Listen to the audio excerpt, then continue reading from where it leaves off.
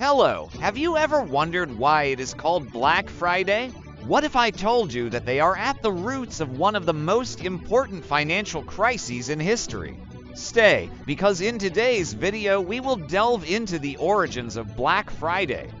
You won't believe everything that happened. Let's start with the burning question. Why is it called Black Friday? The term actually has a rather dark origin. It dates back to the 1950s in Philadelphia, where it was used by police to describe the chaos that ensued the day after Thanksgiving. Shoppers and tourists flooded the city ahead of the big Army-Navy football game held on that Saturday every year. The cops weren't allowed to take the day off and had to work long shifts dealing with the increased traffic and general mayhem. They called it Black Friday because it was a long, tiresome day, and they dreaded it every year. But there's a silver lining. Retailers saw an opportunity in the massive crowds.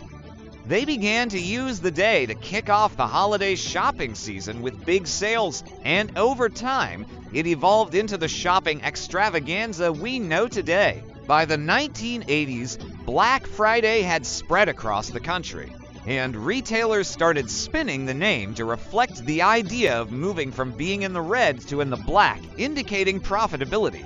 The early 2000s were a period of rapid growth and significant risk-taking in the financial markets, particularly in the housing sector. Banks were handing out mortgage loans left and right, often to people who couldn't afford them, in a practice known as subprime lending. This created a housing bubble. People were buying homes with little to no down payment, and financial institutions were repackaging these risky mortgages into seemingly secure investment products called mortgage-backed securities. But what happens to a bubble? It bursts. By 2006, housing prices started to fall, and the reality of these risky loans came crashing down. Borrowers defaulted, and the value of mortgage-backed securities plummeted. This caused a ripple effect through the entire financial system. Banks and financial institutions were suddenly facing enormous losses. Lehman Brothers, one of the largest investment banks, collapsed, triggering panic and a massive sell-off in global markets. This wasn't just a financial crisis, it became an economic crisis.